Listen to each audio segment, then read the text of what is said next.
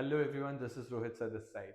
सो आज अपन कवर करने वाले हैं सेट थ्योरी और बाकी की remaining topic C S W quant के। ठीक है। सो सेट थ्योरी आपके सिलेबस वाले टॉपिक में नहीं है, बट उससे रिलेटेड बहुत सारे टर्म्स है, राइट। कार्टेशियन प्रोडक्ट है, रिलेशन है। तो सेट थ्योरी नहीं समझोगे तो रिलेशन और कार्टेशियन प्रोडक्ट नहीं समझ में आएगा। ठीक है। तो अपन क्या करने वाले हैं, अपन उसको अच्छे से सॉल्व करेंगे, समझेंगे हर चीज को। ठीक है। तो क्या होगा, अपन को काफी हेल्प हो जाएगा। ठीक है। सो बिना ज्यादा टाइम वेस्ट किए अपन स्टार्ट करते हैं with the concept. What is a set?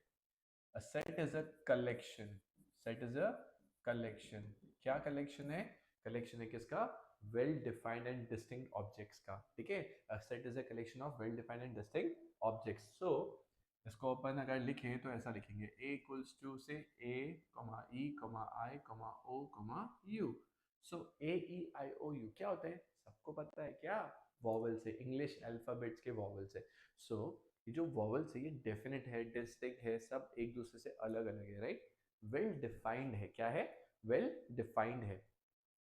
अब एक सेट को जनरली अपन कैपिटल लेटर से डिनोट करते हैं और जो एलिमेंट्स होते हैं उनको स्मॉल लेटर से। जनरली वर्ड यूज किया मैंने, ये जरूरी नहीं है हमेशा। ठीक है। तो इसको प्रेजेंट करने के या रिप्रेजेंट करने के तीन मेथड होते हैं basically. Roster,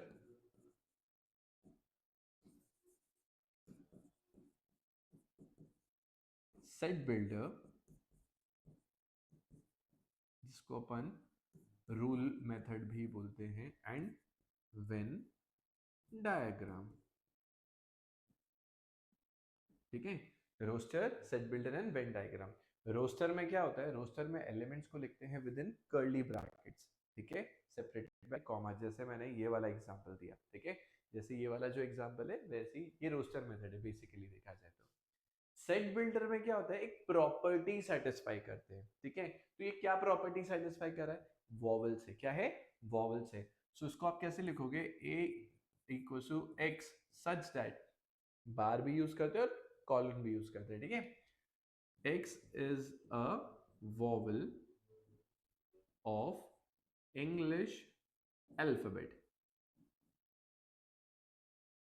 x is a vowel of English alphabet. तो ये क्या हुआ? एक प्रॉपर्टी सेटिस्फाई कर रहा है। एक और एग्जांपल ले तो इससे b इज इक्वल्स टू से 2 है। ये कौन सा मेथड है? रोस्टर। ठीक है। अब 2 क्या, कौन सा प्रॉपर्टी है? अगर मैं देखूं तो 2 is an even number, right. 2 is the only even prime number. बाकी सारे प्राइम नंबर्स क्या होते हैं? ऑड होते हैं। सो 2 is the only even prime number. तो क्या, कैसे लिख सकते हो? b equal to x such that x is even prime number। Prime number, prime number क्या होते हैं? जो नंबर खुद से या वन से डिविजिबल हो, उसके और कोई फैक्टर्स नहीं होते हैं। ठीक है। क्लियर। सो रोस्टर में क्या लिखेंगे? एलिमेंट्स को with in curly braces separated by comma, curly brackets बोल सकते हो आप। ठीक है। सेकंड ब्रैकेट भी बोलते हैं इसको। फर्स्ट ब्रैकेट और थर्ड ब्रैकेट यूज नहीं करते हो सेट को डिनोट करने के लिए, सेकंड ब्रैकेट यूज करते हो। देन सेट बिल्डर मेथड में क्या आएगा? सेट बिल्डर मेथड में आएगा एलिमेंट एक प्रॉपर्टी सेटिस्फाई करता है। क्या करता है? कॉमन प्रॉपर्टी सेटिस्फाई करता है। ठीक है। तो एक्स सच एक्स सेटिस्फाई प्रॉपर्टी पी इस सीक्वेंस में लिखते हैं। फिर आता है वेन डायग्राम। तो जनरली अपन रेक्टेंगल यूज करते हैं यूनिवर्स को डिनोट करने के लिए। यूनिवर्स क्या होता है? जिसमें सब कुछ आ जाता है। ठीक है। तो इसको यू से डिनोट करोगे, उसके अंदर आप स्क्वायर ड्रॉ कर सकते हो, सर्कल ड्रॉ कर सकते हो, ट्राइंगल ड्रॉ कर सकते हो, स्टार भी बना सकते हो। ए ई आई ओ यू, ये हो गया अपना सेट ए। डायग्रामेटिकली अपन इसको ऐसे प्रेजेंट करेंगे। ठीक है। तो this is method of presentation of a set. उसके बाद अलग अलग टाइप्स ऑफ सेट होते हैं। ठीक है।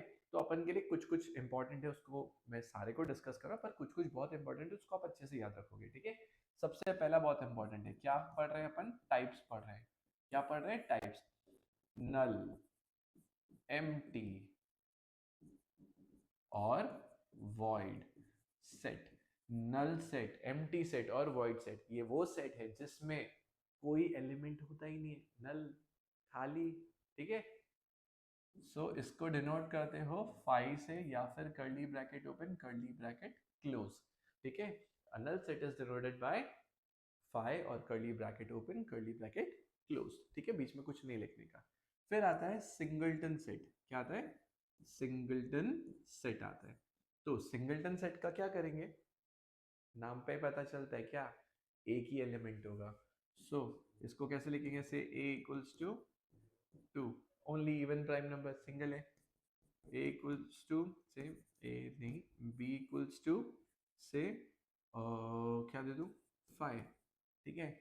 बोलोगे सर ये तो एम्प्टी सेट है। नहीं, ये एम्प्टी सेट नहीं है। 5 इज ऑल्सो एन एलिमेंट अगर वो कर्ली ब्रैकेट के बीच में है। This is a singleton set और वो क्या है? वो है एम्प्टी सेट। अगर खाली 5 लिखोगे तो एम्प्टी सेट होगा, खाली कर्ली ब्रैकेट लिखोगे तो भी एम्प्टी सेट होगा।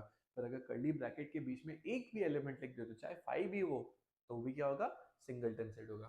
फिर होता है फाइनाइट, इनफाइनाइट, ठीक है। इनफाइनाइट मतलब जिसमें बहुत सारे एलिमेंट्स है, अनकाउंटेबल। फाइनाइट जिसमें काउंटेबल एलिमेंट्स है। तो ये जो एग्जांपल लिखा मैंने ए ई आई ओ यू, ये क्या है? ये फाइनाइट सेट। क्यों? क्योंकि 5 ही एलिमेंट है, ठीक है। कितना काउंटेबल है? 5 ही एलिमेंट है। अल्फाबेट्स कितने होते हैं इंग्लिश में? 26, राइट? 26 ही होते हैं ना। 26 अल्फाबेट्स होते हैं, कॉन्सोनेंट्स और वॉवल्स। 21 consonants and 5 vowels. तो वो भी क्या हुआ? फाइनाइट हुआ। पर नेचुरल नंबर्स कितने होते हैं? इनफाइनाइट होते हैं सर, क्योंकि इनफाइनाइट इसलिए बिकॉज वो काउंटेबल नहीं, उसका कोई एंड नहीं है, ठीक है। So finite set, infinite set. फिर equal, equivalent, equal set, equivalent set. Equal set क्या होते हैं? Equal set are those set which have same elements, which have same elements, ठीक है। तो अगर सेट ए और सेट बी दोनों के एलिमेंट सेम है तो they are equal.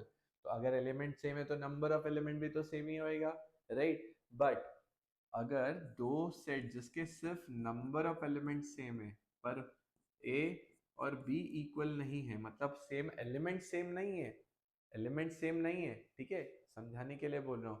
Because every equal is also equivalent, ठीक है। ये कंडीशन अभी समझाने के लिए दिया हूँ, ऐसा लिख के मत आना, ठीक है। कि इक्विवेलेंट कब बोलोगे? जब सिर्फ इक्विवेलेंट कब बोलोगे? जब नंबर ऑफ एलिमेंट सेम होंगे पर एलिमेंट सेम नहीं होंगे। इक्वल कब बोलोगे? जब सारे एलिमेंट सेम होंगे। तो every equal is equivalent but every equivalent is not equal, ठीक है।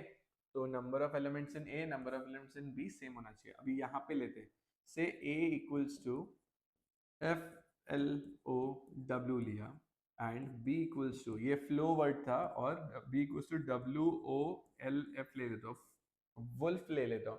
तो देखो एलिमेंट दोनों में सेम है, ठीक है। एलिमेंट दोनों में क्या है? सेम है। F L O W low या डब्ल्यू ओ एल एफ लिखो। तो मतलब ये कि आप सेट में एलिमेंट्स को कोई भी ऑर्डर में लिख दो, कोई फर्क नहीं पड़ता है, वो सेम होते हैं। But say A equals to P L A T E, plate लिया, और B is equals to S L A T E, slate लिया, तो दीज आर नॉट इक्वल। क्यों बताओ? पी और एस सेम नहीं है। लेट ओके, बट पी और एस सेम नहीं है, इसलिए number of elements in A and number of elements in B देखेंगे, दोनों में क्या है? 5 5 है। Okay, so these are equivalent and this is equal. Clear? अब से फॉर एग्जांपल, चलो आपको अच्छा लगेगा, हाँ। ए से a equals to Teacher, teacher, and b is equals to Cheater, teacher, ठीक है। क्या ये दोनों सेम है? पहला बात मैंने गलत लिखा, क्यों?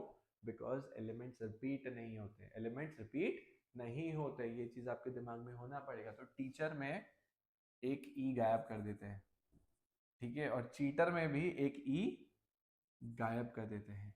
क्या अब ये सेम है?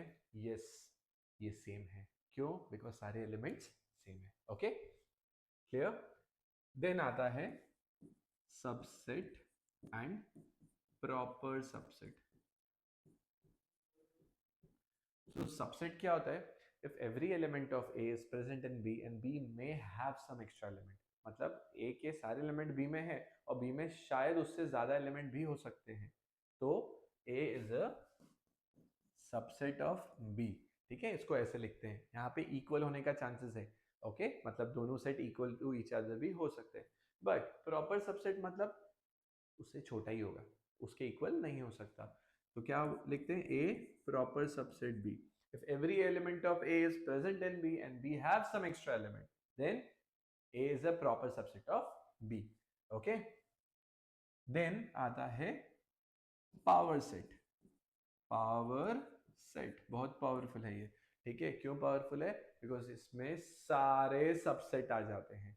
ठीक है, इसके पास सारे सबसेट का मिक्सचर होता है। ठीक है, तो इसमें ज्यादा एलिमेंट्स होते हैं। क्या क्या होते हैं देखो, पावर सेट को P ऑफ A से डिनोट करते हैं। तो अगर सपोज करो मेरे पास A में 1, 2, 3 है, कितने एलिमेंट्स है? 3 ना। अब इन 3 के सबसेट बनाते हैं। ठीक है, तो सबसे पहले तो होगा 5।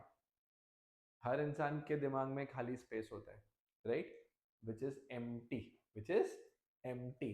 ओके, तभी तो सीख पा रहे हो, अगर एम्प्टी नहीं रहेगा, फुल हो जाएगा, तो सीख कैसे पाओगे? सो 5, देन एक एक एलिमेंट लेते हैं, 1, 2, 3। ठीक है, देखो सबसेट का डेफिनेशन क्या था?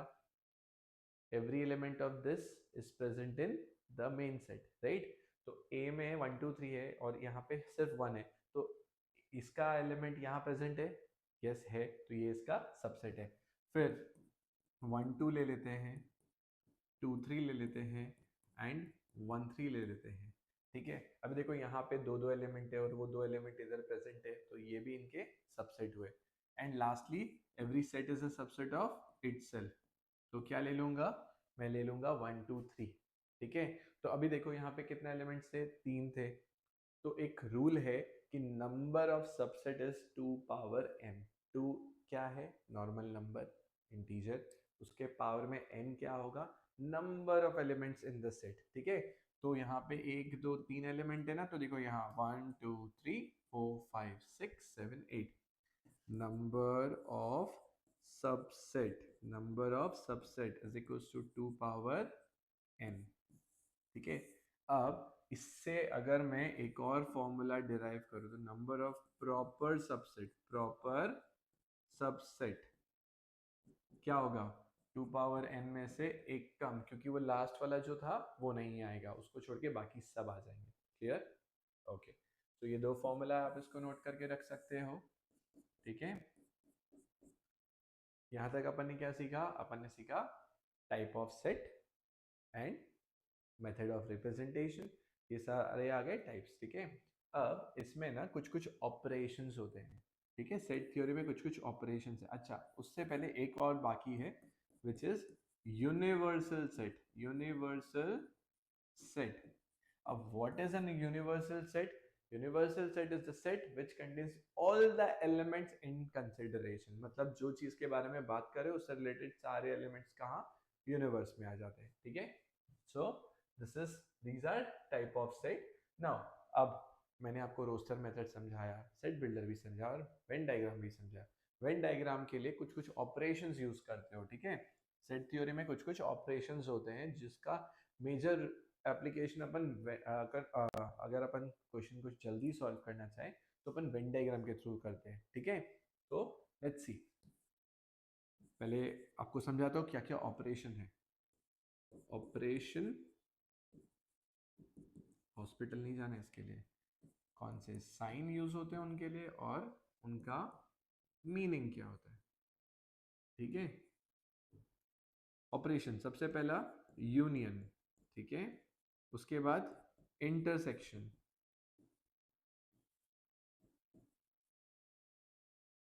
Complement and difference. ठीक है, यूनियन, इंटरसेक्शन, कॉम्प्लीमेंट और डिफरेंस। साइन, यूनियन का सीधा यू, इंटरसेक्शन का उल्टा यू, कॉम्प्लीमेंट के लिए ऊपर डैश या सी लिख देते हो। ठीक है, से ए डैश, ए सी, ये ए डैश यूज किया मतलब ए का कॉम्प्लीमेंट है। ठीक है, ए के पावर में अगर सी यूज किया तो भी ए का कॉम्प्लीमेंट है, और बहुत बार ए के ऊपर आपको बार भी दिखेगा तो भी ये क्या हुआ? कॉम्प्लीमेंट हुआ। डिफरेंस, माइनस का साइन, ठीक है, और अप्रोक्सीमेट का साइन भी यूज करते हैं, या तो आप ऐसे लिख सकते हो और या फिर आप अप्रोक्सीमेट का साइन यूज कर सकते हो, ठीक है। यूनियन में क्या होता है, ऑल टुगेदर आ जाते हैं, बस रिपीटेशन नहीं होगा, एक एक बार ही आएंगे सारे एलिमेंट्स। इंटरसेक्शन में क्या होगा, इंटरसेक्शन में कॉमन एलिमेंट्स आते हैं, क्या आते हैं, कॉमन एलिमेंट्स आते हैं। कॉम्प्लीमेंट में एक्सेप्ट ए आ जाएगा, एक्सेप्ट ए आ जाएगा, मतलब ए का कॉम्प्लीमेंट है ना, तो ए को छोड़ के बाकी जितने भी एलिमेंट्स है सारे ले लोगे, ठीक है। देन डिफरेंस में क्या आएगा, ओनली फर्स्ट वाला, फर्स्ट वाला, ठीक है। ओनली फर्स्ट वाले का मतलब क्या है, से ए माइनस बी है, तो सिर्फ ए में जो एलिमेंट्स है, सिर्फ ए में कॉमन एलिमेंट्स भी हटा दो, कॉमन मतलब इंटरसेक्शन में जो एलिमेंट है उसको भी हटा देंगे, तो वो वाले एलिमेंट्स आएंगे, ठीक है। क्लियर है, ओके। देन अपने पास कुछ फॉर्मूलाज है, वो आपको समझाता हूँ। N of A union B is equals to n of A plus n of B minus n of A intersection B. तो अभी देखो इसमें कैसा है ना, आपको एक डायग्राम समझाता हूँ, उससे आपको बहुत इजीली समझ में आएगा। से ये ए है, ये बी है, 1 2 3 4 5 5 6 7 8, ठीक है। यूनिवर्स ए बी, अगर मैं आपको बोलूं ए और बी के कॉमन एलिमेंट्स क्या है, तो क्या हो गए, 4 एंड 5, क्या होगा, 4 एंड 5 होगा, राइट। ये इंटरसेक्शन। ए के बाहर के एलिमेंट्स कौन से हैं, ए को छोड़ के बाकी एलिमेंट्स है 6 7 8, तो ये हो गया ए का कॉम्प्लीमेंट। बी का कॉम्प्लीमेंट क्या होगा, बी को छोड़ के बाकी एलिमेंट्स, मतलब 1 2 3 और 8, ठीक है। ए माइनस बी अगर करें तो क्या आएगा, ओनली ए, ओनली फर्स्ट वाला, मतलब ए 1 2 और 3 आएगा, 4 5 नहीं आएगा, कॉमन एलिमेंट है, नहीं आएगा डिफरेंस में, ठीक है। तो और यूनियन में क्या आएगा, 1 2 3 4 5 6 7, यही है ना ए और बी मिला के। पर अभी देखो ए में कितने एलिमेंट्स है, 5, ठीक है, ए में कितने, 5 एलिमेंट्स है। बी में कितने थे, 4, 5 प्लस 4 करोगे कितना हो रहा है, 9 हो रहा है। बट एक पॉइंट है कि अपन ने ना 4 और 5 को 2 बार लिया, ए में भी लिया और बी में भी लिया, तो क्या करेंगे, एक बार माइनस कर देंगे, तो A plus B minus A intersection B. देखो 5 प्लस 4 9, 9 में से 2 गए, बचे कितने, 7। ए यूनियन बी में कितने, 7 element. Now n of A complement, अभी दिखाया था कॉम्प्लीमेंट में कितना था, ए को छोड़ के बाकी सब, तो यूनिवर्स में से, टोटल में से number of elements in A को माइनस कर दो, n of A minus B, ठीक है। N of A minus B मतलब सिर्फ ए में कितने एलिमेंट है, तो कैसे आएगा, ए में से कॉमन वालों को हटा दो, जब नंबर ऑफ टर्म्स में करोगे तो कॉमन वालों को हटाओगे, ठीक है। बेसिक फॉर्मूला है, ओके। एंड एक और है 3 वाला, that is n of A union B union C equals to n of A plus n of B plus n of C minus n of A intersection B minus n of B intersection C minus n of C intersection A plus n of A intersection B intersection C, ठीक है। तो ये basic formulas है set theory पे, okay. Then उसके बाद अब अपन सीखने वाले हैं about Cartesian product and relations, ठीक है। बहुत इंपॉर्टेंट है, बहुत इजी है, बहुत सिंपल है, ठीक है। लेट्स सी कार्टेशियन प्रोडक्ट कैसे डिनोट होता है, ए क्रॉस बी से, क्या होता है, ए क्रॉस बी, ठीक है। कार्टेशियन प्रोडक्ट क्या होता है, ए क्रॉस बी होता है। यहाँ अपन को मिलते हैं कुछ एलिमेंट्स, उन एलिमेंट्स को अपन बोलते हैं ऑर्डर्ड पेयर्स। तो before going to Cartesian product मैं आपको समझाता हूँ कि ऑर्डर्ड पेयर्स क्या होते हैं, क्योंकि ये बहुत इंपॉर्टेंट है। ऑर्डर्ड पेयर्स क्या होते हैं, ठीक है। So ordered pair are written in the form A comma B where A belongs to the first set, चलो इसको X ले लेते हैं, and B belongs to the second set जिसको अपन Y ले रहे हैं, ठीक है। तो अगर से फॉर एग्जाम्पल X में 1,2 है और Y में 3,4 है, तो X क्रॉस Y जब करेंगे, अच्छा नहीं लग रहा है ना, इसको अपन PQ लिख देते हैं, PQ लिखते हैं, तो यहाँ पे भी क्या होगा, P और Q आ जाएगा। तो जब P क्रॉस Q करोगे, ये क्या है, कार्टेशियन प्रोडक्ट, क्रॉस मतलब कार्टेशियन प्रोडक्ट। तो अपन को 1 2 क्रॉस 3 4 करना है। तो अभी सारे पॉसिबिलिटी बनाते हैं डायग्राम से ये P है और ये Q है, तो यहाँ 1 2 यहाँ 3 4 है, तो 1 3 1 4 2 3 2 4 ऐसा बन रहा है। तो अब उसको ऑर्डर्ड पेयर में लिखते हैं। कैसा आएगा? 1 3 1 4 2 3 एंड 2 4। ठीक है, 1 3 1 4 2 3 2 4। तो this is how we write the Cartesian product A cross B, B cross Q। And ये जो पेयर है ये ऑर्डर्ड पेयर है। ठीक है, क्यों पेयर? बिकॉज यहाँ पे दो या दो से ज्यादा एलिमेंट होंगे तो क्या होगा? इन पेयर्स आएंगे। ठीक है, आप जैसे एक्स एक्सिस और वाई एक्सिस 2 डायमेंशनल ज्योमेट्री जब पढ़ते हो तो एक्स कोऑर्डिनेट ज्योमेट्री, 2 डायमेंशनल बोलूंगा समझ नहीं आएगा। ठीक है, कोऑर्डिनेट ज्योमेट्री जो बचपन में पढ़ा था क्लास 8 9 में। ठीक है, वहां पे 1 2 3 4 5, 1 2 3 4 5 ये था वाई एक्सिस, ये था एक्स एक्सिस। अगर मुझे एक पॉइंट चाहिए 2 1, तो 2 1 यहाँ होगा, राइट। और वही मुझे एक पॉइंट चाहिए 1 2, तो 1 2 यहाँ होगा। ठीक है, इसका मतलब क्या है? A B is not equals to B A, क्योंकि ये दोनों एक दूसरे के सामने नहीं है ना, एक दूसरे पे नहीं है। अगर एक दूसरे पे होते तो सेम होता। क्लियर? समझे?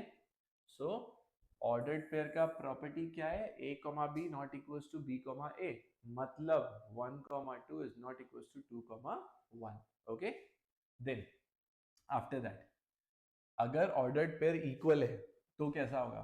A B अगर इक्वल है C D के, दो ऑर्डर्ड पेयर अगर इक्वल है तो इसका मतलब ये कि A इक्वल टू C होना पड़ेगा और B इक्वल्स टू D होना पड़ेगा, तभी ये इक्वल हो सकते हैं। ठीक है, आई होप आपको ये ऑर्डर्ड पेयर वाला कंसेप्ट समझ में आया है। ठीक है, देन अगर कुछ नहीं समझ में आ रहा है ना तो मेरे को डीएम कर देना। ठीक है, कहाँ डीएम करोगे? मेरे इंस्टाग्राम अकाउंट पे, that is Rohit coaching institute. ठीक है, लास्ट वीडियो में मैंने आपके साथ उसका पूरा लिंक ये शेयर किया था, और इस वीडियो में मैं आपको लिंक में डिस्क्रिप्शन में भी अपना लिंक दे देता हूँ। ठीक है, डिस्क्रिप्शन में आपको इंस्टाग्राम का लिंक दे देता हूँ, अगर कुछ भी डाउट है ask me. Okay, now Cartesian product of set अभी आपको सिखाया ना, क्या था? A cross B। Sir A cross B तो आपने सिखाया, पर आपने B क्रॉस A नहीं सिखाया। सिखा रहा हूँ। ठीक है, अगर P क्रॉस Q किया तो क्या था? 1 2 क्रॉस 3 4 था, तो Q क्रॉस P में क्या हो जाएगा? 3 4 क्रॉस 1 2 हो जाएगा। And they are not equal. क्यों बताओ?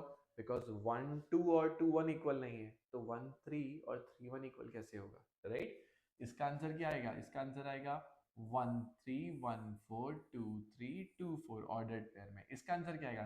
3 1 3 2 4 1 4 2। राइट? ठीक है, okay. So generally P cross Q and Q cross P are not same. तो ऐसे एग्जांपल है, मेरे पास A में 2 कलर है और B में 3 लेटर्स है। तो A क्रॉस B देखते हैं क्या होगा। Red B, red C, red S होगा। Red B, red C, red S होगा। Then blue B, blue C, blue S होगा। ठीक है, तो कितने एलिमेंट्स बने? सर 6 एलिमेंट्स बने। ठीक है, ओके। अब आपने एक चीज नोटिस किया, मैंने ऊपर इधर दो एलिमेंट लिए। ठीक है, तो कितने यहाँ पे ऑर्डर्ड पेयर्स बने? 4। 2 इंटू 2 4। अभी यहाँ पे जो एग्जांपल है उसमें 2 और 3 है, तो 2 इंटू 3 कितने बन रहे? 6 बन रहे। देखो 1 2 3 4 5 6 ऑर्डर्ड पेयर्स बन रहे। ठीक है, मतलब ए के एलिमेंट बी के एलिमेंट मल्टीप्लाई होके क्या बनेंगे? ए क्रॉस बी के नंबर ऑफ एलिमेंट बनेंगे।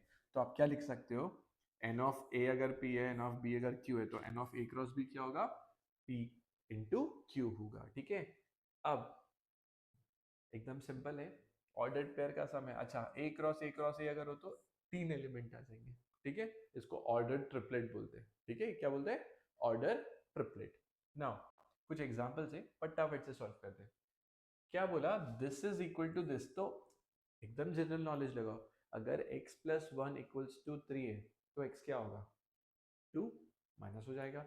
और अगर y minus 1 equals to y minus 2 equals to 1 है, ठीक है, तो 2 उधर जाएगा तो क्या हो जाएगा 3, तो x क्या होगा 2, y क्या होगा 3, सिंपल, देखो आंसर आ गया। ठीक है, then if p equals to abc, q equals to r, form the set p cross q, q cross p, p cross q ar br cr, q cross p ra rb rc, they are not same, क्योंकि ordered pair में element same नहीं है तो वो भी same नहीं होंगे। Clear? Then ये छोटा सा एग्जांपल है, ये आप खुद से करने वाले हो। क्या करना है, क्रॉस प्रोडक्ट और सेट के प्रॉपर्टी दोनों अप्लाई करने हैं। यहाँ पे क्या करना है, बी इंटरसेक्शन सी निकालना है। तो बी और सी में कौन कॉमन है बताओ? बी और सी में क्या कॉमन दिख रहा है आपको? बी में 3 4 है, सी में 4 5 6 है। सर 4 कॉमन है, राइट? तो 4 लोगे बी इंटरसेक्शन सी में। अब ए क्रॉस बी इंटरसेक्शन चाहिए, मतलब 1 4 2 4 3 4। ठीक है, 1 4 1 4 2 4 3 4 आ जाएगा। ठीक है, देखो 1 4 2 4 3 4 आया। तो बाकी आप खुद से सॉल्व करोगे, एकदम बेसिक सा है। ठीक है, देन अब आता है इस टॉपिक का सबसे इंपॉर्टेंट टर्म एंड सबसे ज्यादा दिमाग चलाने वाला, दैट इज रिलेशन। ठीक है, दिमाग चलाने वाला क्यों बोला? बिकॉज इसका कंसेप्ट आपको अगर समझ आया तो बल्ले बल्ले, अगर आपको कंसेप्ट नहीं समझ में आया तो आपको प्रॉब्लम फेस करना पड़ेगा, इसलिए अच्छे से सुनना भी। ठीक है, a relation is a subset of a cross b, a relation is a subset of a cross b। अब सबसेट क्या होता है? सबसेट होता है पार्ट ऑफ अ सेट। ठीक है, तो अब मैं अगर आपको बोलूं कि a क्रॉस b में 1 2 1 4 3 2 3 4 ये एलिमेंट्स है। ठीक है, और रिलेशन लेते हैं R, उसमें 1 2 है और 3 2 है। 1 2 और 3 2 ले लेते हैं। क्या R के एलिमेंट्स A क्रॉस B में है? सर 1 2 है, 3 2 भी है। हाँ सर है। तो R is a subset of A cross B, R is a subset of A cross B। ठीक है, बट अगर सपोज करो मैं R इक्वल्स टू 1 2 1 5 ले लेता हूँ, तो सर 1 2 तो है पर 1 5 नहीं है, मतलब 1 is not related to 1 is not related to 5 as per this, right? So ये जो नीचे वाला R है ये सबसेट नहीं है, और ये सबसेट नहीं है तो ये रिलेशन भी नहीं है। पर ये जो R ऊपर वाला है, इसके दोनों एलिमेंट क्या है, इधर है तो ये सबसेट है, और ये सबसेट है तो इसको क्या बोलेंगे, रिलेशन बोलेंगे। क्या बोलेंगे? रिलेशन बोलेंगे। ठीक है, now a relation R from a non-empty set A to non-empty set B is a subset of the Cartesian product। ठीक है, जो मैंने आपको बताया, the set of all first elements, ठीक है, उनको क्या बोलते हैं, डोमेन बोलते हैं। फर्स्ट एलिमेंट्स के सेट को क्या बोलते हैं, domain.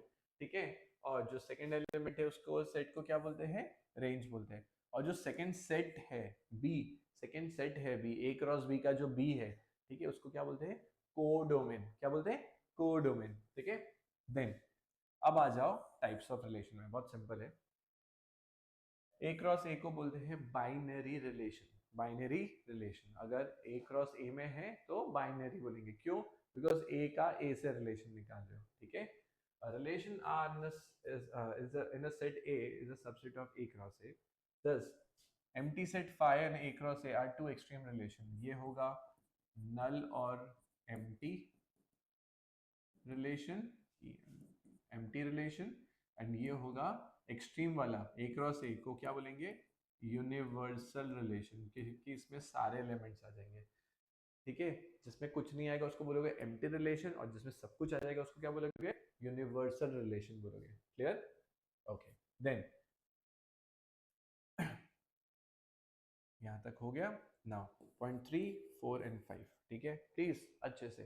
Reflexive symmetric transitive, reflexive symmetric transitive, अगर A is related to itself, A comma A आता है, ठीक है, तो क्या होगा, रिफ्लेक्सिव। अगर A is related to B, उसके वजह से B B related to A आ जाता है तो उसको आप क्या बोलोगे, सिमेट्रिक बोलोगे। अगर A is related to B and B is related to C which implies A is also related to C, तो उसको क्या बोलेंगे, ट्रांजिटिव बोलेंगे। तो देखो बहुत सिंपल है, every number is equal to itself, तो क्या हुआ, रिफ्लेक्सिव। अगर एक number A is equal to number B, तो बी भी तो ए के इक्वल होगा, तो क्या हो जाएगा, symmetric. If A equal to B and B equal to C, it means A and C भी क्या है, इक्वल है, तो क्या हो जाएगा, ट्रांजिटिव। ठीक है, तो क्या होगा, ट्रांजिटिव होगा। तो क्या, रिफ्लेक्सिव, सिमेट्रिक और ट्रांजिटिव, ये तीनों अगर प्रॉपर्टी आ जाते हैं, तीनों सेटिस्फाई होते हैं, तो उसको अपन क्या बोलते हैं, उस रिलेशन को अपन बोलते हैं इक्वी वैलेंस रिलेशन। क्या बोलते हैं, इक्वी वैलेंस रिलेशन बोलते हैं। ठीक है, अब कुछ कुछ एग्जांपल्स है। ठीक है, अच्छा हाँ, एक और इम्पॉर्टेंट पॉइंट, इक्विवेलेंस क्लासेस। ठीक है, तो इनसे जो क्लासेस बनती है, जो सेट, अलग अलग सेट के क्लास बनते हैं, उनको इक्विवेलेंस क्लास बोलते हैं। ठीक है, and they are disjoint, they are disjoint. Disjoint का मतलब क्या, which do not have any common part, intersection उनका फाई होता है। ठीक है, now say for example set of parallel lines लेता हूँ, every line is parallel to itself. अगर मैं लाइन 1 लेता हूँ तो वो अपने आप के पैरेलल होगा, राइट। तो क्या हुआ, ए कॉमा ए का प्रॉपर्टी सेटिस्फाई होता है, तो उसको क्या बोलेंगे, रिफ्लेक्सिव। ठीक है, देन अगर L1 is parallel to L2, तो इसका मतलब क्या है, L2 also parallel to L1। तो A is, A comma B के लिए क्या आ गया, B कॉमा A आ गया, तो उसको क्या बोलोगे, उसको बोलोगे सिमेट्रिक। L1 अगर L2 के पैरेलल है और L2 अगर L3 के पैरेलल है, तो L1 is parallel to L3 also. देखो ए बी, बी सी, तो ए सी आया, तो इसको क्या बोलेंगे, ट्रांजिटिव बोलेंगे। वो रिफ्लेक्सिव है, सिमेट्रिक है, ट्रांजिटिव है, तो क्या होगा, इक्वी वैलेंस होगा। ठीक है, ओके। ये कुछ कुछ एग्जांपल्स है, इसको आप देख लेना, डायरेक्टली दिया हुआ है, आपके बुक का ही है। ओके, और आप यहाँ से भी आप अच्छे से देख सकते हो। Okay, then now we come to the next topic. Okay, fundamentals of arithmetic operation. Basically यहाँ पे अपन को DMAS पे बातें करनी है। ठीक है, किसका DMAS, बॉडमास का DMAS। B से ब्रैकेट होता है, O से ऑर्डर होता है, उसके बाद डिवाइड, मल्टीप्लाई, ऐड और सब्ट्रैक्ट। एकदम बेसिक प्रॉपर्टी आपको पहले से आती है, बस मैं आपको एक रिकैप दे रहा हूँ। ठीक है, दो नंबर को प्लस कर सकते हो, दो नंबर को माइनस कर सकते हो, दो नंबर को मल्टीप्लाई भी कर सकते हो, दो नंबर को डिवाइड भी कर सकते हो, और दो नंबर को क्या कर सकते हो, डिवाइड करने के बाद और डिवाइड कर सकते हो, बट जीरो से डिवाइड नहीं हो सकता। ठीक है, अब यहाँ पे साइन के बाद, साइन की बात करते हैं।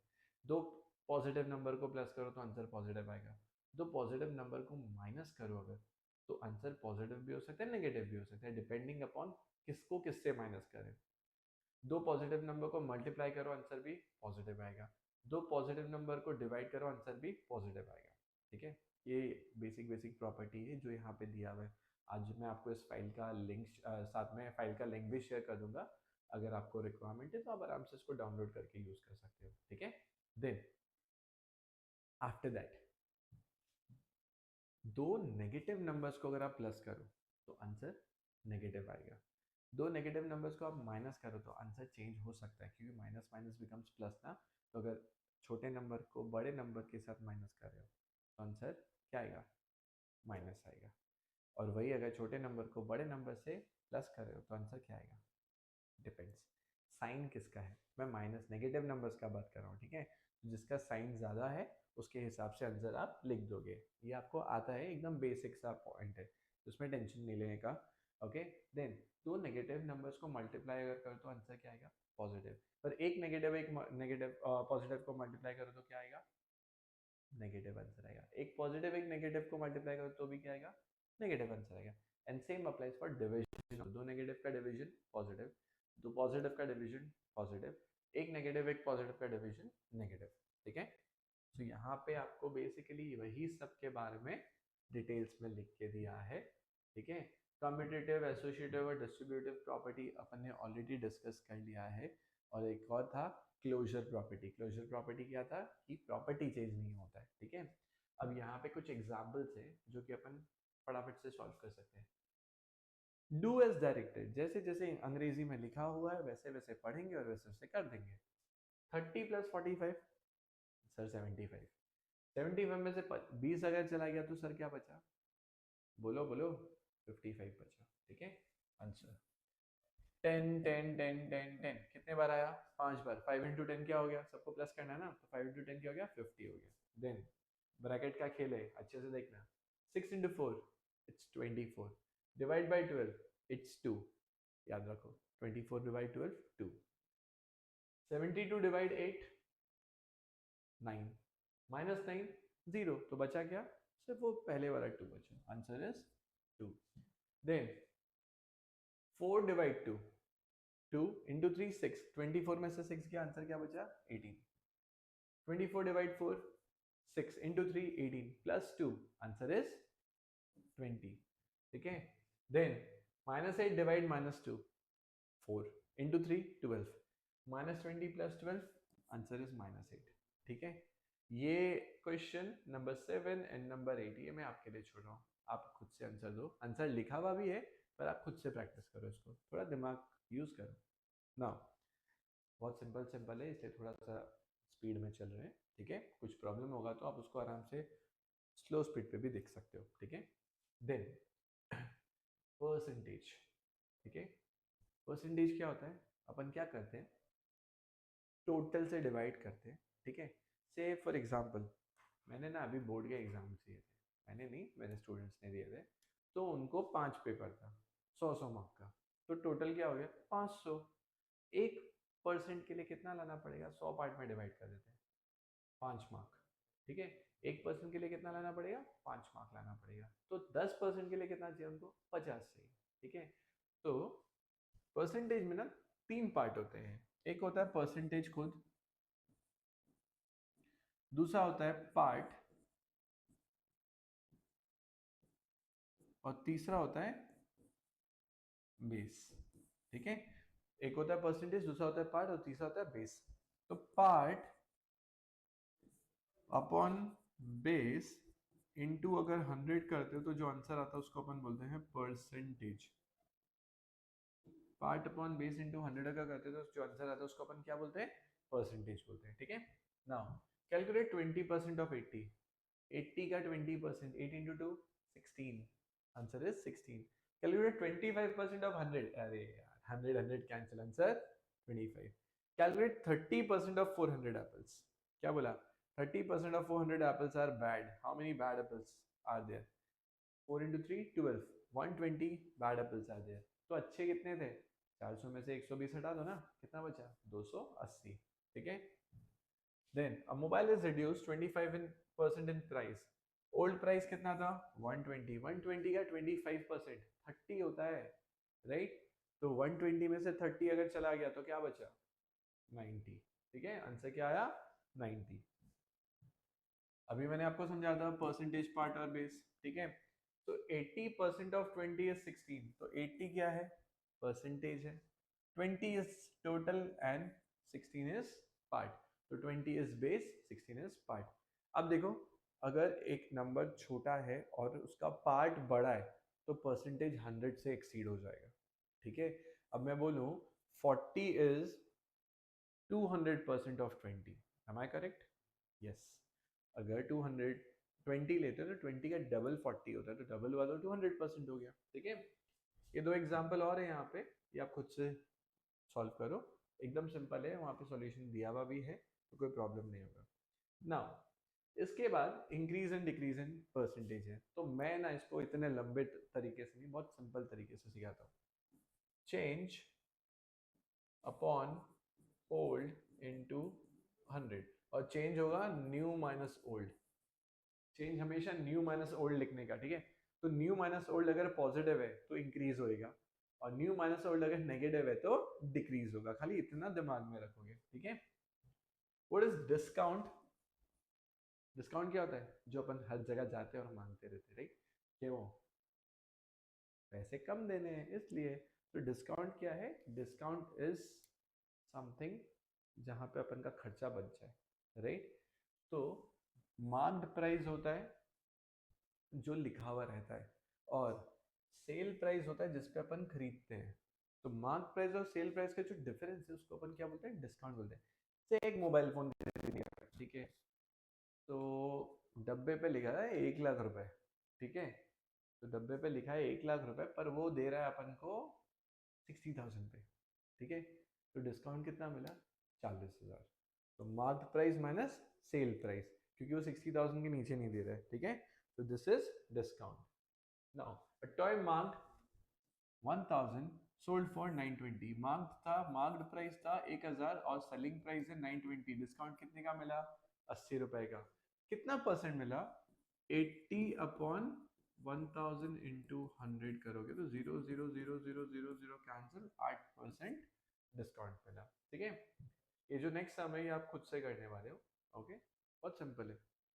कीबोर्ड है, 300 का 15% डिस्काउंट दिया, तो 300 का 15% कितना था? 45। 300 में से 45 अगर चला गया, क्या बचा? 255। तो that is your selling price. Estimation in percentage कुछ नहीं है, नियरेस्ट जीरो पे लेके जाओ, उसके हिसाब से 10% डिस्काउंट हुआ तो एक जीरो लगा दे, डिवाइड बाय 10 कर दो, ठीक है। अगर 20% है तो डिवाइड बाय क्या करो? डिवाइड बाय 10 करके इंटू 2 कर दो, ओके। अगर 15% डिस्काउंट है तो डिवाइड बाय 10 करो, फिर डिवाइड बाय 2 करो, दोनों को प्लस कर दो। तो इस तरह से आप एस्टिमेशन यूज कर सकते हो, ठीक है। ये कुछ फ्रैक्शंस है जो कि डायरेक्टली दिए हुए हैं, अपन को याद नहीं करना, अपन अपना लॉजिक लगाएंगे और सॉल्व कर लेंगे। नाउ अगेन सॉल्व एग्जांपल्स, ठीक है। खुद से करो आप लोग, बहुत सिंपल है। मैंने जो आपको कंसेप्ट सिखाया है उसको अप्लाई करो एंड सॉल्व करने का कोशिश करो, क्योंकि एग्जाम मुझे नहीं देना है, एग्जाम आपको देना है, ठीक है। सिंपल है, आराम से आप इसको सॉल्व कर सकते हो, देख लो क्वेश्चंस, ठीक है। और प्लस मैं फाइल का लिंक आपके साथ शेयर कर ही रहा हूँ, so you'll get that, no issues. Next आते हैं टॉपिक जो है रेशियो एंड प्रपोर्शन। रेशियो क्या होता है? Ratio is nothing but comparison of two items of the same kind in same unit, ठीक है। तो रेशियो को हमेशा अपन सिंपलेस्ट फॉर्म पे लिखते हैं, ओके। ऊपर वाले को क्या बोलते हैं? एंटीसीडेंट। नीचे वाले को क्या बोलते हैं? Consequent. Numerator is antecedent, denominator is consequent, ठीक है। तो इतना टेंशन नहीं लेने का, ऊपर वाला एंटीसीडेंट, नीचे वाला कंसिक्वेंट, ठीक है। ए अपॉन बी और ए इज टू बी, रेशियो को ऐसे लिखते हैं, ठीक है। एक रेशियो को सेम नंबर से मल्टीप्लाई, ऊपर और नीचे सेम नंबर से मल्टीप्लाई भी कर सकते हो, सेम नंबर से डिवाइड भी कर सकते हो, ठीक है। अगेन अगर मैं आपको बोलूं कि पहले मेरे पास ए था, अब मेरे पास बी हो गया है, तो पहले का अगर डेटा पता है तो अभी का डेटा क्या होगा? बी अपॉन ए इंटू ऑरिजिनल, ठीक है। बी अपॉन ए इंटू ऑरिजिनल, ये होगा अभी का डेटा, क्लियर है? ओके। देन इसको क्या बोलते हैं? ये जो b बाय ए है इसको बोलते हैं फैक्टर मल्टीप्लाइंग रेशियो, ठीक है। If a ratio changes in the form a is to b, then b by A को क्या बोलेंगे? फैक्टर मल्टीप्लाइंग रेशियो बोलेंगे। Order of the term is important. Ratio exists only between quantities of the same kind. kg और centimetre का ratio नहीं बनेगा, ठीक है। केजी और सेंटीमीटर का रेशियो नहीं बनेगा। केजी और केजी का रेशियो बन सकता है, वेट का रेशियो बन सकता है, दो लोगों का वेट का रेशियो बना सकते हो, दो लोगों की हाइट का रेशियो बना सकते हो, पर एक का हाइट और एक का वेट लेके आप रेशियो नहीं बना सकते हो, सेम काइंड होना पड़ेगा, ठीक है। देन हमेशा लोएस्ट फॉर्म पे एक्सप्रेस किया जाता है, ठीक है। First term is antecedent and second term is consequent. उसके बाद quantities to be compared must be the same unit. Kg और केजी में ही रहेगा, ग्राम और ग्राम में रहेगा। केजी और ग्राम में अगर है तो कंपैरिजन नहीं हो पाएगा, तो उसको अपन कंपेयर करने के लिए कन्वर्ट करेंगे। Then fraction by which original quantity is multiplied to get a new quantity, जब ए टू बी के रेशियो में चेंज होता है तो उसको क्या बोलते हैं? फैक्टर मल्टीप्लाइंग रेशियो बोलते हैं, बी अपॉन ए, ठीक है। अगेन अगर ऊपर वाला नीचे वाले से बड़ा है तो ग्रेटर इनइक्वालिटी, और ऊपर वाला नीचे वाले से अगर छोटा है तो लेसर इनइक्वालिटी, ठीक है। If a is greater than b तो greater inequality, if a is less than b तो लेसर इनइक्वालिटी, ओके। अब अगर दो रेशियोज को इक्वल लिख दे तो उसको क्या बोलेंगे? प्रपोर्शन। क्या बोलेंगे? प्रपोर्शन। एक प्रपोर्शन क्या होता है? इक्वेशन होता है, और रेशियो इक्वेशन नहीं होता है, एक्सप्रेशन होता है, ठीक है। रेशियो क्या होता है? एक्सप्रेशन होता है, और प्रपोर्शन क्या होता है? इक्वेशन होता है। अब प्रपोर्शन में कैसा है? a upon B equals to C upon D, ये दो रेशियोज का इक्वलिटी है। तो a और d एक्सट्रीम पॉइंट्स है तो उसको बोलते हैं एक्सट्रीम्स, और बी और सी बीच में तो उनको बोलते हैं means. Product of extreme is equals to product of means, ये क्वेश्चन आने का चांस है। हाँ, product of extremes equals to product of means. Okay, then proportion के लिए या तो इक्वल टू या फिर डबल कॉलम यूज करते हैं। ठीक है, इक्वल टू की जगह पे दो तरह के प्रोपोर्शन होते हैं, एक डायरेक्ट और दूसरा इनडायरेक्ट। ठीक है, अब आप बोलोगे सर इसमें आपने इतने फटाफट एक्सप्लेन किया। यस, मैंने एक्सप्लेन इसलिए किया फटाफट बिकॉज रेशियो और प्रोपोर्शन के सम करते वक्त अपन ना लॉजिक यूज करेंगे। लॉजिक कैसा है, इससे फॉर एग्जाम्पल मैं आपको बोलता हूँ girls and boys are in the ratio 3:2। Okay, तो what is the number of girls, तो ऑप्शन में जो भी नंबर 3 से डिविजिबल होगा वो नंबर ऑफ गर्ल्स होगा। ठीक है, ये पहला अप्रोच है। अब आप बोलोगे सर दो नंबर मिल गए जो कि 3 से डिविजिबल है, तो क्या करेंगे, अपन क्वेश्चन को आगे पढ़ेंगे और नेक्स्ट कंडीशन को अप्लाई करेंगे। तो अभी जब क्वेश्चन आएगा तो अपन उसको सिंप्लीफाई करेंगे उस तरह से। ठीक है, देखो, there are 63 students available in class 8. The number of students who want to study Sanskrit and the number of students who want to study maths are expressed in the ratio 5:2. ठीक है, 5:2. Calculate the number of students who want to study Sanskrit and those who want to study maths. So 5 plus 2 7 होता है, total 7 है।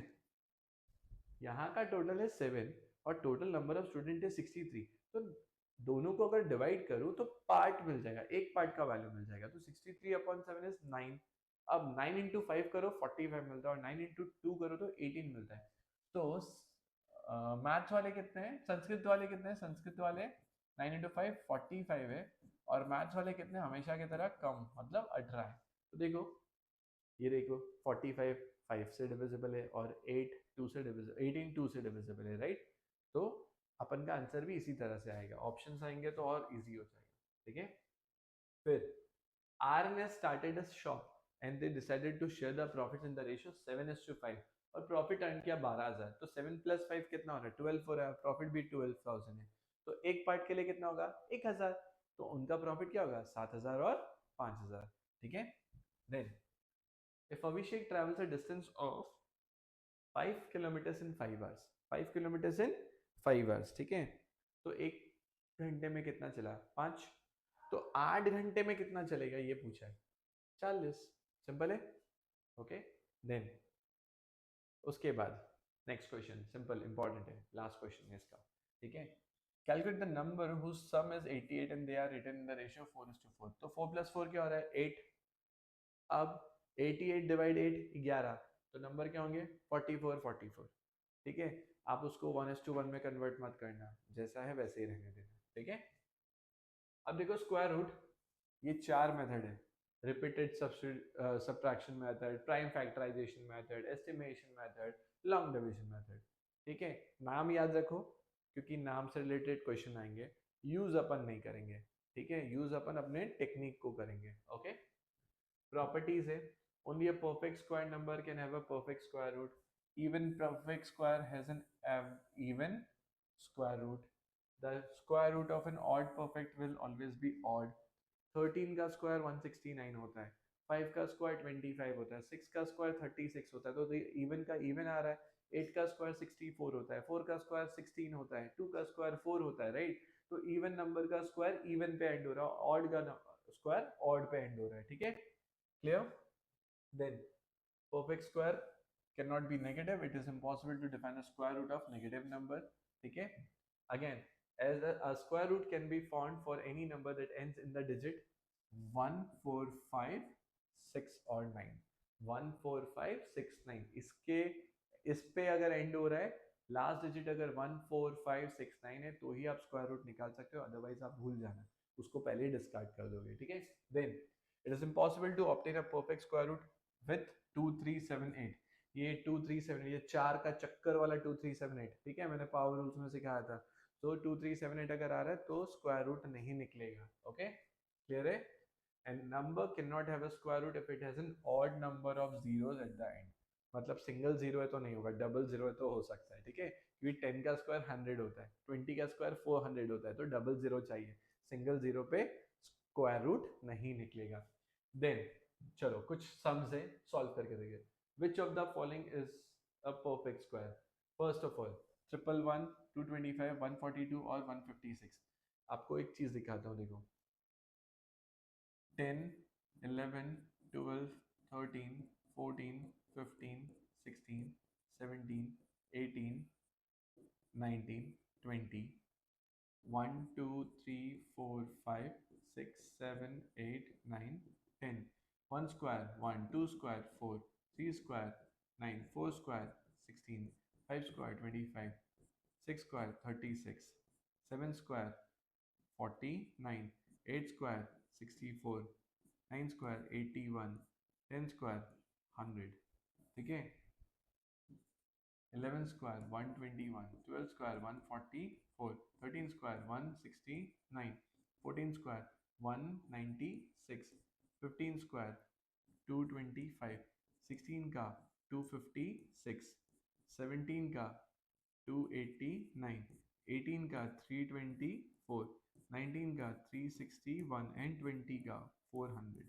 ठीक है, अब देखो ये जो 6 है, ठीक है, यहाँ पे भी देखो 6 है. एक चीज नोटिस करो आप, 6 के पहले क्या है? ऑड नंबर है. ठीक है, ओके, 36, 16. तो अगर सेकेंड डिजिट में ऑड नंबर है, लास्ट डिजिट पे 6 है, तो सेकेंड डिजिट पे ऑड नंबर होना पड़ेगा, एक रूल.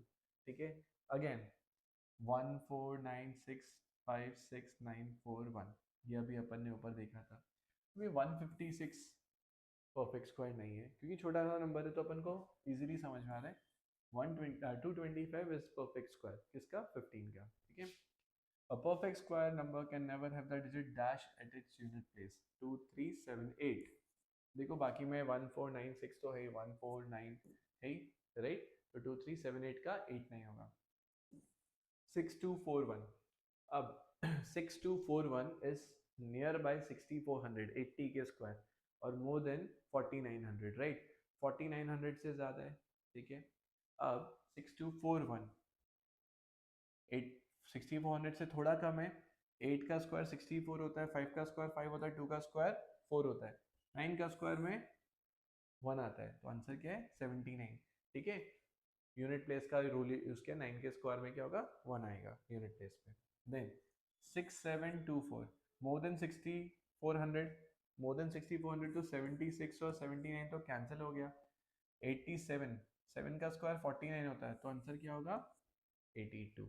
2 का स्क्वायर 4 होता है. ठीक है, देन 1498176. ठीक है, अब यहाँ पे अपन क्या करेंगे, यहाँ पे अपन देखेंगे लास्ट 2 डिजिट को. ठीक है, 16 का स्क्वायर क्या होता है? 16 का स्क्वायर होता है कितना? 256. 24 का स्क्वायर क्या होता है? 576. अपन को क्या चाहिए? 76 चाहिए ना. 5 और 3 तो ऐसे भी नहीं होगा. ठीक है, सो आंसर इज 1224. ठीक है, तो इस तरह से आप स्क्वायर रूट के सम को सॉल्व करने वाले हो. ठीक है, इस तरह से आप स्क्वायर रूट के सम को सॉल्व करने वाले हो. देन एवरेज, 3 तरह के एवरेज है, एम, जीएम और एचएम. एचएम का फॉर्मूला क्या है?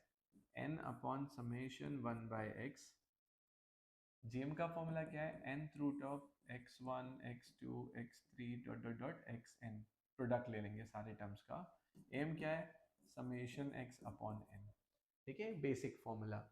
नाउ अगर मेरे पास सिर्फ 2 टर्म है, तो x bar equals to a plus b upon 2, gm is equals to root over ab, and hm equals to twice ab upon a plus b. तो ये फॉर्मूला अपन को याद रखना है. Also am into H M अगर करते हैं, तो अपन को gm का स्क्वायर मिलता है, ये याद रखोगे. ठीक है, क्लियर? इतना समझ आया आपको? फॉर्मूलाज है, अभी क्वेश्चन आएंगे तो उसको अप्लाई करते हैं अपन. Then interest, simple and compound. ठीक है, simple interest SI equals to PRT upon 100. Amount होता है प्रिंसिपल प्लस इंटरेस्ट दोनों के केस में. ठीक है, CI equals to p 1 plus r by 100 whole power n minus 1, ठीक है, p 1 plus r by 100 whole power n minus 1, and इसके केस में अमाउंट क्या होता है, p 1 plus r by 100 whole power n। ये थोड़ा कॉम्प्लिकेटेड तो है, तो इससे रिलेटेड जो भी सिंपल क्वेश्चंस आएंगे वो आप सॉल्व कर सकते हो। अगर बहुत ज़्यादा कॉम्प्लिकेटेड क्वेश्चंस आते हैं तो आप अपने ब्लू बुक को गो थ्रू करो, ठीक है, ब्लू बुक को आप गो थ्रू करो, वहाँ पे जो जो सम्स है आप सिर्फ उनको सॉल्व कर लो, ठीक है, आपको एग्जाम पर्पज से मोर देन सफिशिएंट है। ऑल्सो सीआई के क्वेश्चन तो बहुत सिंपल है, ठीक है, ब्लू बुक वाले भी इंस्टीट्यूट के बुक वाले भी बहुत सिंपल सिंपल क्वेश्चन है, तो आप आराम से उसको गो थ्रू करके सॉल्व कर सकते हो। अगर आपसे नहीं सॉल्व हो रहा है डीएम करो मेरे को, ठीक है, मेरे को डीएम करो, I will reply to your queries, ठीक है।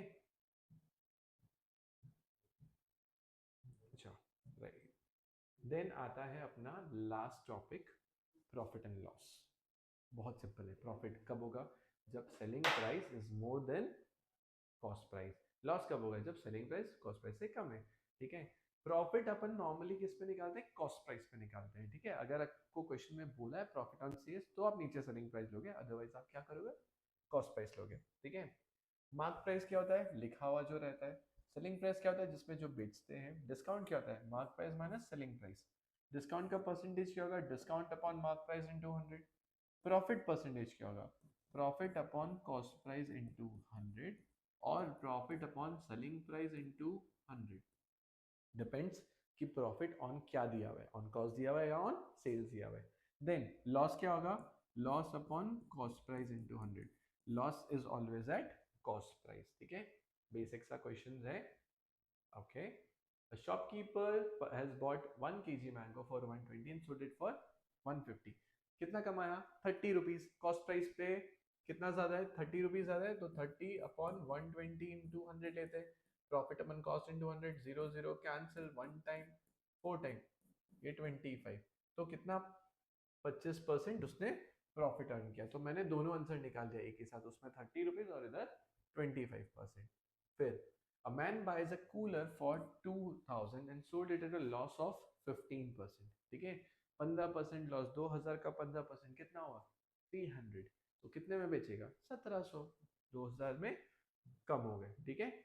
So this is all about CSEET quantitative aptitude. आपके कंटेंट में इतना ही है।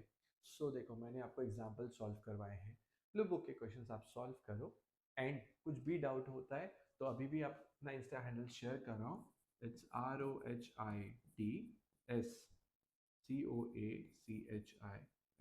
कोचिंग इंस्टीट्यूट, ठीक है, रोहित कोचिंग इंस्टीट्यूट, ठीक है। सो इस पे आप आराम से मुझे डीएम कर सकते हो, जो भी आपका डाउट होगा सॉल्व है, ठीक है। चलो आई होप आपको ये लेक्चर इंफॉर्मेटिव रहा है, तो if yes please do follow me, ठीक है। चलो मिलते हैं नेक्स्ट वीडियोस में, तब तक के लिए bye and all the best for your exams. आप अच्छा स्कोर करोगे, डोंट वरी।